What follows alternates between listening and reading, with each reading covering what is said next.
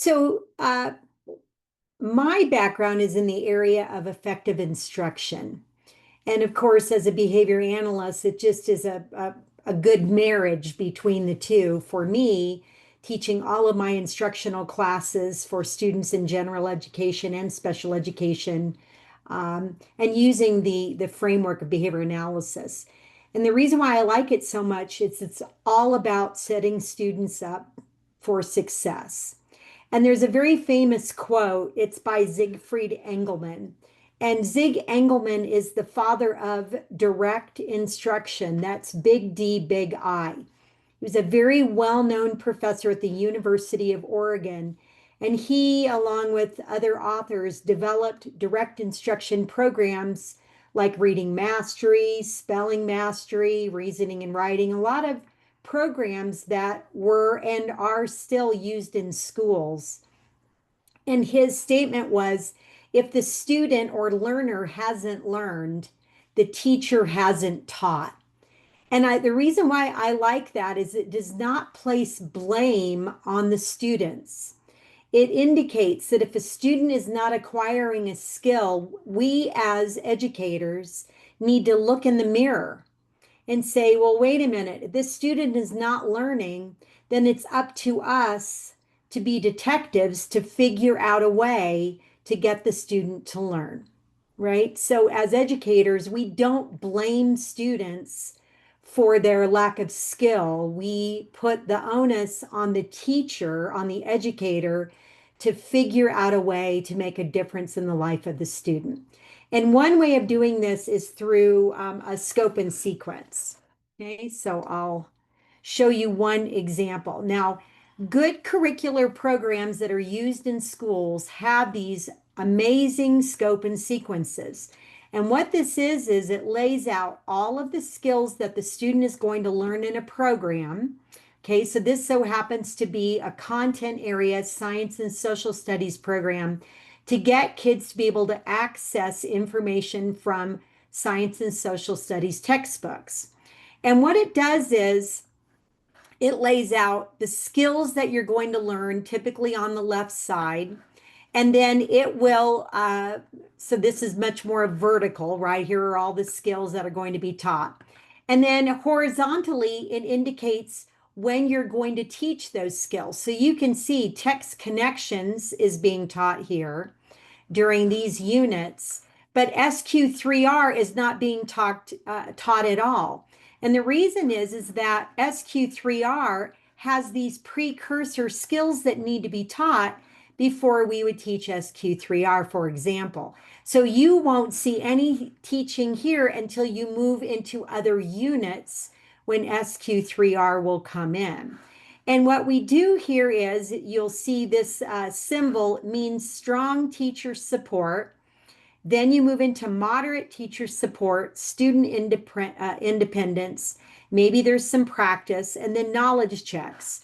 So if you come up just as an example and look at text connections, you will see that we first teach the skill of identifying topics, establishing a purpose for reading, activating prior knowledge. That's all strong teacher support. The teacher's spending a lot of time teaching the skill. And then the teacher starts to fade him or herself out. That's moderate teacher support. So the student's doing much more, to where now the student is doing it on their own. That's called student independence. And the teacher has removed him or herself from the teaching situation while the student is performing the skill. And you can see there's lots of knowledge checks, because behavior analysis is all about frequent assessment, observing the behavior, making adjustments based on the behavior. So you can see this is very structured in order to get the student to learn at a high level. Now, beyond the scope and sequence, we have my favorite part, which is explicit and systematic instruction. And that is also called little d, little I, little direct instruction. Now, it differs from big D, big I, because big D, big I direct instruction is a series of published programs, typically published through McGraw-Hill. Little d, little I is little direct instruction, also called explicit in systematic instruction. And so this is the way I approach teaching students when they don't know how to do something. And it's called I do, we do, you do. And we're going to spend some time on that. So the three do-its, and there's a great book by Anita Archer and Charlie Hughes. The whole book is how to use direct instruction, in this case, explicit instruction. And so the first thing is called an I do it. And so when you've got learners who don't know how to do something, the teacher is responsible for student success. So the teacher would say, watch me, listen, I'm going to show you how. It is very much of a teacher directed kind of learning situation. So there's explanation, showing, modeling, that's done by the teacher. Next comes the we do it. And the we do it is where the teacher says, okay, now we're going to do some examples, some exercises, some tasks together. And the teacher and the students are working through these examples. And the key with the we do it is there's lots of feedback. The teacher saying, yes, that's exactly how you do it. Or if there is an error, the teacher's going through an error correction procedure. And an error correction procedure never uses the word, no, that's not right. It never involves shaking your head or telling the students they're wrong. It simply focuses on stop, here's how you do it, now show me. Because you want the students to keep with you in trying. Even if they make a mistake, they're not going to be punished or ridiculed for that. They're going to be shown exactly what they need to do and then said, now try it again. So the we do it is very much of an important part where the teacher and the students are working together. And then once the students can do it with the teacher, then the teacher fades out to have the students do it on their own. Now, a lot of teachers really like partner work. They really like small group where the students can brainstorm and so forth. And so if you want to add a partner work small group, I would do it right here, right after we do it. So it goes, I do, we do with the teacher, partner work, or cooperative learning, like a cooperative learning, and then you do it on your own. And that would be a good framework for attacking any instructional situation where the students are naive learners. I want to point out one thing with terminology. So I've been to a lot of teaching and learning presentations. A lot of you probably have as well. As many universities we've taught at: Oklahoma, Eastern, Washington, Purdue, University of Colorado. A lot of times they'll stand up and say direct instruction is lecture. It's not necessarily the truth. Good direct instruction isn't only lecture. So good direct instruction is what Nancy's talking about. Yeah, it moves beyond just talking to actually, stopping and having students participate. And that's why, for example, if you're in a lecture hall and the professor has students use clickers, where the professor provides multiple examples and the students are clicking in to provide answers, that's trying to approximate adding in we do into a lecture.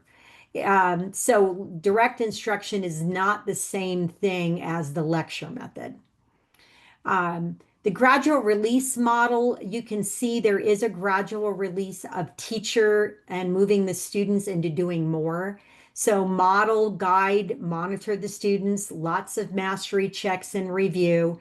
You see the I do, we do, you do terminology. And again, it may be also called explicit modeling by the teacher, guided practice where the teacher is working through examples with the students. One example of this is having the students use whiteboards. So the teacher, works through a math problem, now then says, okay, let's work through some together. Get your whiteboards out. All right, here's the problem. The students write the answers. Now show me, and the teacher's looking at responses on whiteboards. When the teacher has a high level of performance happening during guided practice, then the teacher can say, okay, now you're ready to try some on your own, and that's considered the you do. And of course, assessment, mastery checks happen, and then you always do lots of review so that students don't forget it over time.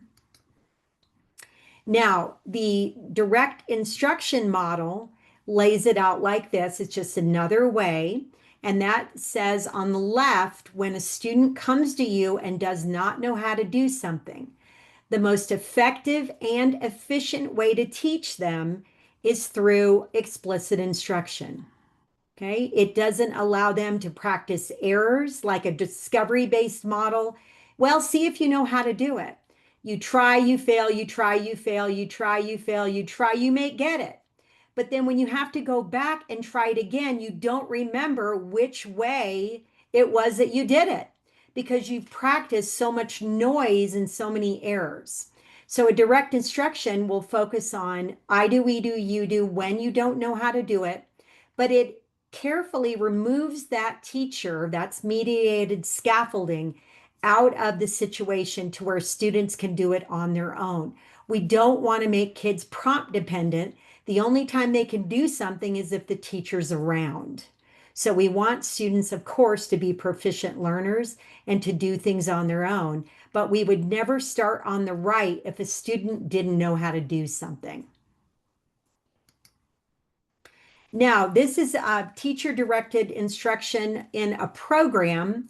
And what I like about this particular program, of course, Ron and I, this is one of our programs, but what I like about this is that it shows up at the top of the page, this is strong teacher support, right? The lesson is taught to the students. And you can see that that button, that strong button moves to moderate, moves to student independence only when the teacher has the data to show that the students can do it. And so all along the way, there are many assessments to show, is the student getting the skill? If they are, teacher pulls back. Students are getting it at the moderate level, teachers pull back to where the student now is doing it on their own. So this is another way of showing the teacher, we're going to start with your strong support, but we want to get the teacher out of that learning situation to where the students are doing it completely on their own, working with partners, working with small groups, doing more collaborative learning. If you don't do it that way in a collaborative situation, you will have some of the students who will hang out. They will wait until someone starts doing the work and then they'll jump in and go, yeah, I agree with that. They have no idea what they're doing, and yet they're being carried along by the students who may know how to do it. And that's a problem with just starting into collaborative learning because not all kids may be ready to be there. So what's critical about this moving from one level to the other is, guess what? Assessment. You've Yes, got to do frequent assessments to know when you need to move on. right. Now, there are two types of curricular approaches, and I'll tell you one that's popular. It's the spiral-based curriculum, and that was very popular in math instruction. And so what happens is you expose the students to how to do addition, for example, but then it goes away. And it'll come back later on, and the students will be exposed to it. And through this exposure, the belief is that students will learn it over time. That's one approach. I am not a fan of a spiral-based curriculum. I am much more of a strand-based curriculum person. And so for me, in a scope and sequence, I would teach prerequisite skills to mastery and then use those prerequisites to fold into more complex skills. And so you'll see there on the bottom one for strand curriculum that you will teach things to mastery and then weave them into more complex skills so that the students are always using prior knowledge in a more complex learning environment. That's again different from a spiral curriculum where things go away without mastery. Some kids can get it with a quick exposure, but many kids do not. And that's where you get kids who fall further and further behind. And when things get more difficult, they're so far behind that they cannot catch up.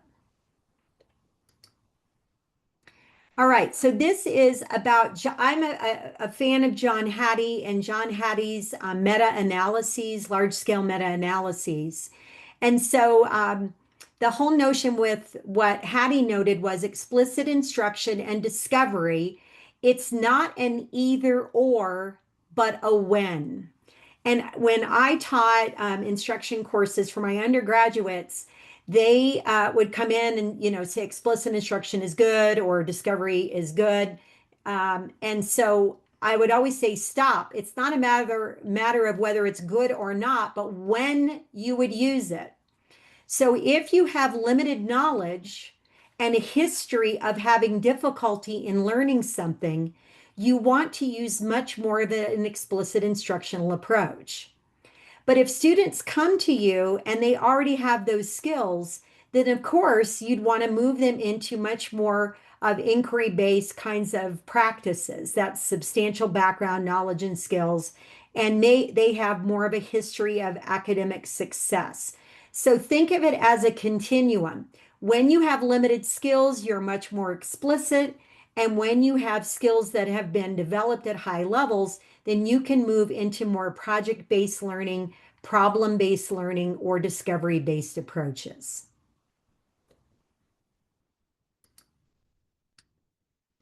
All right. I wanted to spend a little time on this, and Ron's going to help with this next slide too, because we both are very passionate about project follow-through. Project follow-through was the largest educational experiment ever conducted. Over 100,000 children across 170 communities, Head Start based. And if you talk to a lot of educators, they've never heard of it. If we mention it in our courses over all of these years, you would say project follow through, and people would be like, "What is that?" Okay. It was done late 60s through the mid 70s with a follow-up through 1995. And the whole point of this was determine what models might be best for teaching students, and then what measures were the best to assess to determine learning. And the models were three types: basic skills, cognitive, and affective. And then the measures were utilized to have a basic skills measure, cognitive measure, and affective measure. And the basic skills model had direct instruction in it. Behavior analysis was another approach, Southwest Labs. Under cognitive, parent education, team, and a cognitively oriented curriculum. And then the affective skills model, Bank Street responsive education and open education. And Ron, did you want to go Yeah, through? so the way you read this, zero is that the students learned what was expected to learn. So if you're at zero, it means that those kids progressed at the rate that you would expect them to progress at. If you were below it, it means the kids were losing ground, meaning that the program was actually causing more harm than good. And if it's above the line, it means that the program was accelerating those kids. They were learning more than what you'd expect them to learn through a normal curriculum. What you're going to see is by far the number one program was the direct instruction program. Behavior analysis, if you're looking at it as a horse race, really came in third. Now, the difference is between the two. Behavior analysis used really the little DI method that Nancy talked about. Direct instruction used the big DI model, curriculum. So essentially, the behavior analysis model, they pulled curriculum off the shelves and taught those things explicitly. The direct instruction model programmed the instruction, very similar to if you read Skinner's technology teaching in the 60s, was how to program instruction, which was you create your curriculum and you start with what you want at the end. That's what Nancy showed you in the scope and sequence. They created a scope and sequence. They sequenced the skills, the prerequisite skills first, and then they taught those over time through an explicit manner. So the difference here, direct instruction is they developed their own curriculum. The behavior analysis used existing curriculum but taught it explicitly. It's a major difference between the two models. DI came in number one, though, by far. The results, though, were buried because the results were not what people wanted to see. Mhm. Okay. So they evaluated 9 programs, as we noted. And of course, DI performed all other programs across basic cognitive and affective areas. So now I want to move into assessment, because what you saw in Project Follow Through is assessment is key to determining, are we really making a difference? And we know that what gets assessed gets better because you have data to back up that what you're doing is actually making a difference. So assessment reinforce what can be seen and keep inferences to a minimum. And so examples of observable and unobservable or non-observable behaviors are here just to give you some. We would focus in on words like speaking, verbalizing, sitting, asking. They're words that you can take data on. As a behaviorist, we would never use a word like appreciate or discover or perceive or realize, because I don't know what those are. I can't take data on appreciation. It involves a non-observable behavior. So if my students wrote an objective for an IEP for a student with disabilities, and they said the student will appreciate reading, I would say, well, what do you mean by appreciate? What is the student doing that I can take data on to make a determination that something is improving, for example? And notice then those terms are inferences that you're making. What I talked about earlier with making inferences with labels. So appreciates a label for the behaviors that you see. Just define the behaviors that you see. Yeah. So characteristics of good definitions, you want them to be objective, and it refers only to the observable, right? Just as Ron noted, to things you can see. They need to be clear, readable, and unambiguous. They need to be complete, so they delineate the boundaries of definition. And then, of course, testing the definition. You should be able to say, well, can you count the number of occurrences of something? And your answer should be yes.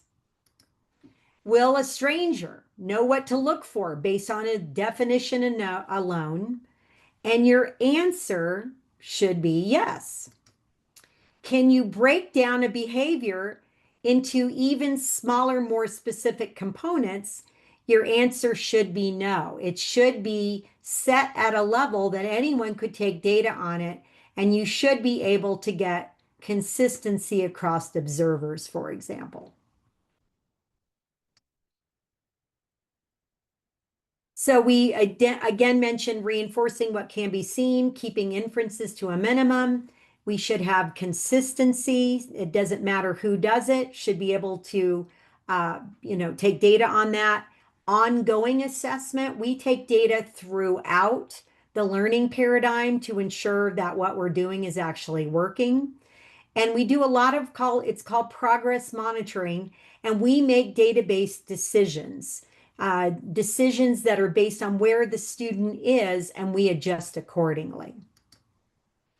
So we just wanted to show you this. This is not something that I would use necessarily in a college classroom, but the methodology that most behaviorists use are what's called single case designs. We don't use group designs that you typically see in most of education and psychology. We use what's called single case designs. This happens to be what we would call a quasi-experimental design. It doesn't have real good experimental control, but it's a basic design that we would start with, and it's called an A-B design. A always means baseline. B then means the intervention. So let's say I'm teaching reading instruction.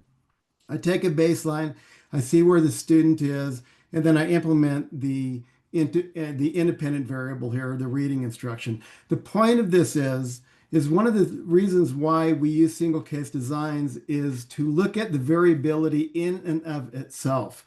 It is one of the things that we want to look at experimentally. Can we manipulate the variability of a skill? Why this is important is you'll notice that there's a lot of assessments that occur, frequent assessments. So in all of our research designs, we just don't do a pre-test and then hopefully the kid learns it and then we do a post-test.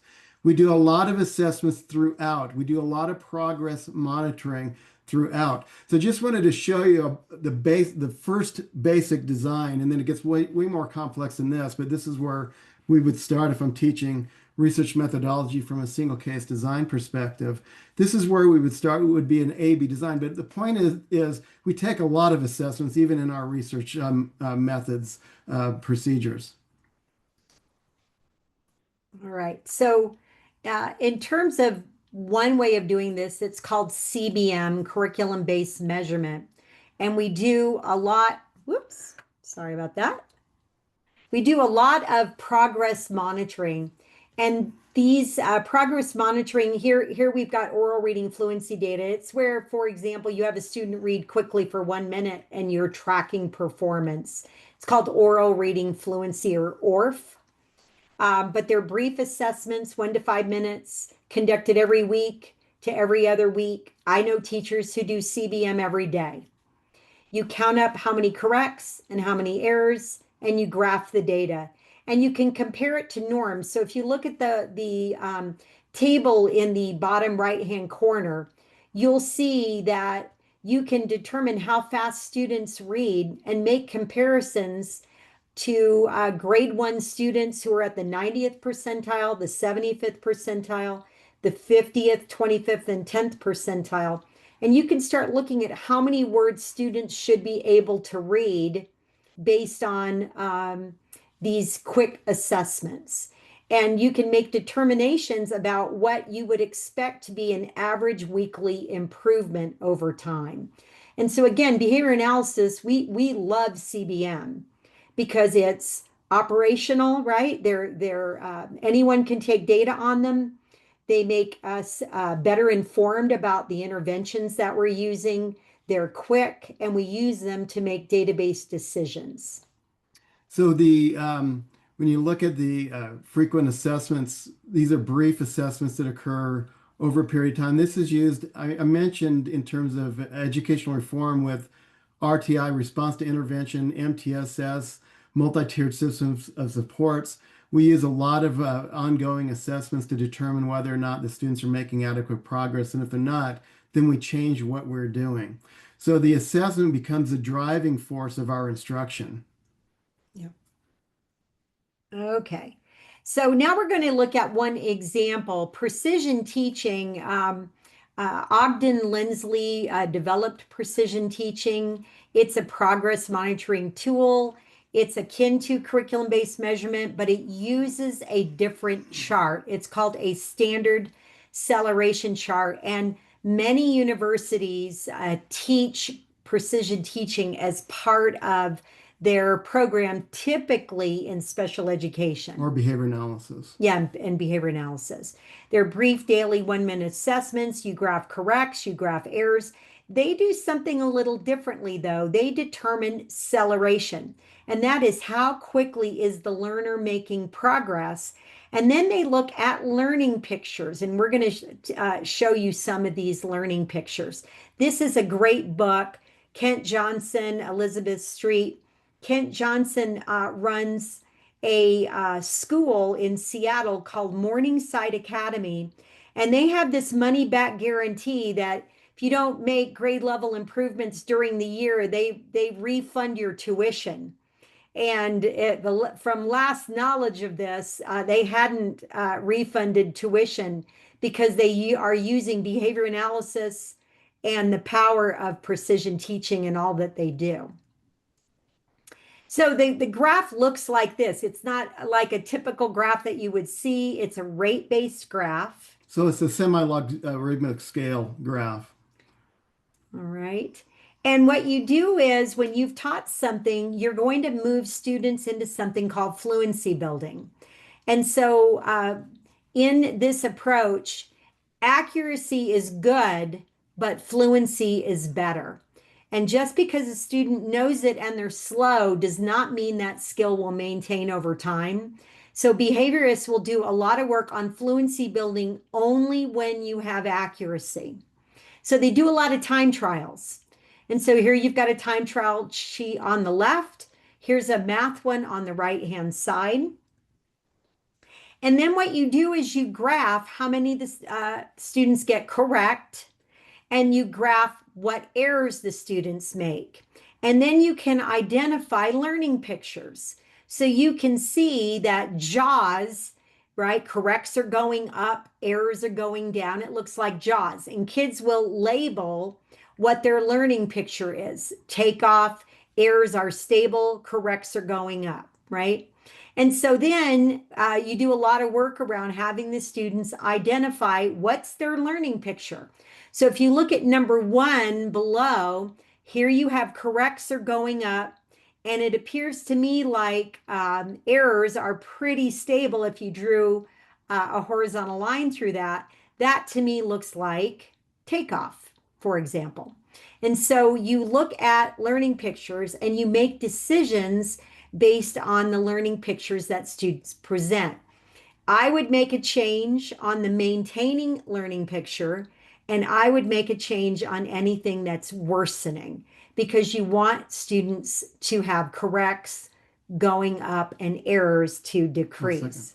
So in the, again, the assessments that if you go into schools that are being used with MTSS, for example, would be Ames Web or Dibbles. There are assessments that are developed that are very much like this, where you're making database decisions on how well the kids are doing. At the college level, there's SAF meds. It's SAFMEDS, and it means say all fast minute every day shuffled. You know, we've used this with our kids. And so let's say we're teaching chemistry and you need to learn the periodic table. You could do timings on that.